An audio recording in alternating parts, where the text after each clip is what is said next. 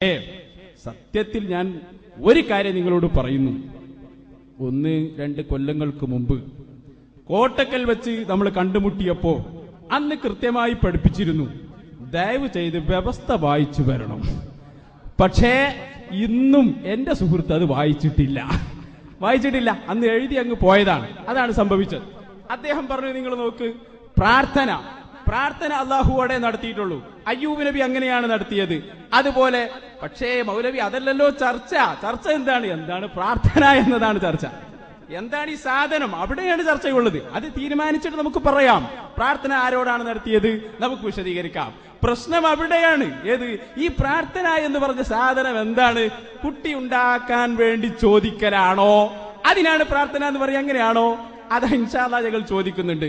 പിന്നെ എരിതബട മൗലവിയുടെ ചോദ്യത്തിലേക്ക് നമുക്ക് വരാം. എന്താണ് ചോദ്യം? അള്ളാഹുവിന്റെ ഖുർആൻ അങ്ങനെ പഠിപ്പിച്ചിട്ടുണ്ടോ? ഹദീസ് അങ്ങനെ പഠിപ്പിച്ചിട്ടുണ്ടോ? നിങ്ങൾ പറയുന്നത് ശരിയാണെന്ന് പഠിപ്പിച്ചിട്ടുണ്ടോ? ഓ മൗലവി, ഇത് വിഷയത്തിന്റെ ഒരു ഭാഗത്തേക്ക് പോലും വരുന്നില്ല. ഞങ്ങൾ ആ ചോദ്യം തള്ളിക്കളയുകയാണ്. എന്തുകൊണ്ട് തള്ളിക്കളയുന്നു എന്നറിയോ നിങ്ങൾക്ക്? ഇവിടെ 2 സെഷനായിട്ടാണ് നമ്മൾ പരിപാടി സംഘടിപ്പിച്ചത്. അതിൽ 2ാമത്തെ സെഷനിലാണ് ഞങ്ങളുടെ വാദം ഞങ്ങൾ സ്ഥിരപ്പെടുത്തുന്നത്. ഇവിടെ ഞങ്ങൾക്ക് ഒറ്റ കാര്യമേ ചെയ്യാനുള്ളൂ. അതെന്താണ്? മുജാഹിദ് മൗലവിമാർ ശിർക്കിന് പറഞ്ഞ നിർവചനം തെറ്റാണെന്ന് തെളിയിക്കലാണ് ഞങ്ങളുടെ ആവശ്യം. അത് ഞങ്ങൾ ഇൻഷാ അല്ലാഹ് ചെയ്തു കഴിഞ്ഞു, ഇനിയും ചെയ്യും. അതേ സമയത്ത് ഞങ്ങൾ പറഞ്ഞ നിർവചനത്തിന്റെ തെളിവെന്താണ്? ഇൻഷാ അല്ലാഹ് അടുത്ത സെഷനിൽ ചോദിച്ചോളൂ, അക്കമിട്ട് മറുപടി പറയും. നിങ്ങൾ വായിച്ച ഇബ്നു കതീർ റാജിയൊക്കെ നോക്കിയിട്ട് തന്നെയാണ് ഞങ്ങൾ വന്നിരിക്കുന്നത്. ആ പൊട്ടീസ് ഒന്നും വേണ്ട. ഇതാ നിങ്ങളുടെ ഈ മൗലവിമാർ എഴുതി വെച്ച നിർവചനം. ബസ്സൊക്കെ നമുക്ക് ആർക്കാ ബ്രേക്ക് പൊട്ടിയെന്നൊക്കെ ഒന്ന് തീരുമാനിക്കാം ഇൻഷാ അല്ലാഹ്. ഇങ്ങനെ മനുഷ്യ കഴിവിനപ്പുറമുള്ള മാർഗങ്ങളിൽ കൂടി രക്ഷയും ശിക്ഷയും ഗുണവും ദോഷവും ചെയ്യാൻ കഴിയുമെന്ന വിശ്വാസത്തോടു കൂടിയുള്ള അപേക്ഷക്കാണ് പ്രാർത്ഥന എന്ന് പറയുന്നത് എന്ന് നിങ്ങളുടെ കേന്ദ്രം പ്രസിദ്ധീകരിച്ച ഇസ്ലാമിക വിശ്വാസങ്ങൾ 4ാം ക്ലാസ്സിലെ പുസ്തകത്തിൽ പോലും പാവപ്പെട്ട ചെറിയ കുട്ടികളുടെ മണ്ടയിലേക്ക്, ബുദ്ധിയിലേക്ക് ഈ വിശ്വാസം അടിച്ചു കയറ്റുകയാണ്. അതിനെതിരെയാണ് ഞങ്ങൾ പ്രതികരിക്കുന്നത്. അതുകൊണ്ട് തന്നെ ഞങ്ങൾക്ക് പറയാനുള്ളത്, ആ മനുഷ്യ കഴിവിന്റെ അപ്പുറത്തുള്ള കാര്യങ്ങൾ മനസ്സിലാക്കണം. മനുഷ്യ കഴിവിന്റെ അപ്പുറത്തുള്ള കാര്യങ്ങൾ, ഇനി സൃഷ്ടികളുടെ കഴിവായിക്കോട്ടെ, ആ കഴിവിന്റെ അപ്പുറത്തുള്ള കാര്യങ്ങൾ ചോദിക്കുന്നതാണ് ശിർക്ക് പ്രാർത്ഥന എന്നാണല്ലോ പറഞ്ഞത്. അത് ഞങ്ങൾ പൊളിച്ചു കഴിഞ്ഞു. എന്തുകൊണ്ട്? മഹാനായ ശഫീഉനാ മുഹമ്മദുർ റസൂലുള്ളാഹി ത്വാഹാ റസൂലുള്ളാഹി, അള്ളാഹുവിന്റെ റസൂൽ പറഞ്ഞത് എന്താണ്?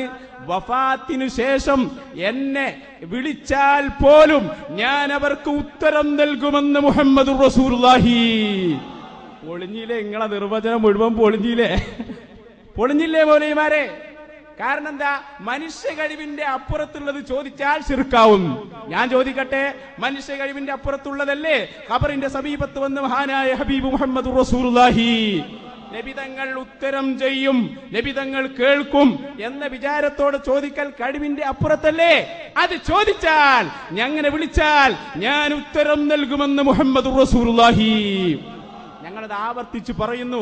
ആ ഹദീസ് മതി നിങ്ങളുടെ ഈ നിർവചനം പൊട്ടിപ്പൊളിയാൻ. അത് ഞങ്ങൾ സമർത്ഥിച്ചിരിക്കുന്നു. പിന്നെ ഞങ്ങൾ പറഞ്ഞതിന് തെളിവ് ഇൻഷാ അല്ലാഹ് നിങ്ങൾക്ക് അങ്ങനെയാണ്. ബേജാറാവുമ്പോ സെഷനൊക്കെ മറക്കും. അത് പരമാവധി അങ്ങനെ സംഭവിക്കുന്നതാണ്, പറഞ്ഞിട്ട് കാര്യമില്ല. ഇൻഷാ അല്ലാഹ് ഉച്ചയ്ക്ക് ശേഷം നിങ്ങൾ ആ ചോദ്യം ചോദിച്ചോളൂ. ചോദ്യം കറക്റ്റാണ്, പക്ഷേ സ്ഥലം മാറിപ്പോയി എന്ന് മാത്രം. അത് അടുത്ത സെഷനിൽ ചോദിച്ചാൽ വളരെ കൃത്യമായി മറുപടി. ഇത് ഞങ്ങൾക്കറിയാം. അതുകൊണ്ടാണ് വ്യവസ്ഥ എഴുതിയപ്പോ ഇത് 2ഉം 2ആയി എഴുതിയത്. ഇവിടെ എന്താ എഴുതിയത്? മുജാഹിദ് പ്രസ്ഥാനത്തിന് അബദ്ധം സംഭവിച്ചു എന്നാണ്. മുജാഹിദ് പ്രസ്ഥാനത്തിന് അബദ്ധം സംഭവിച്ചു എന്ന് ഞങ്ങൾ തെളിയിച്ചു 2 കാരണങ്ങൾ കൊണ്ട്.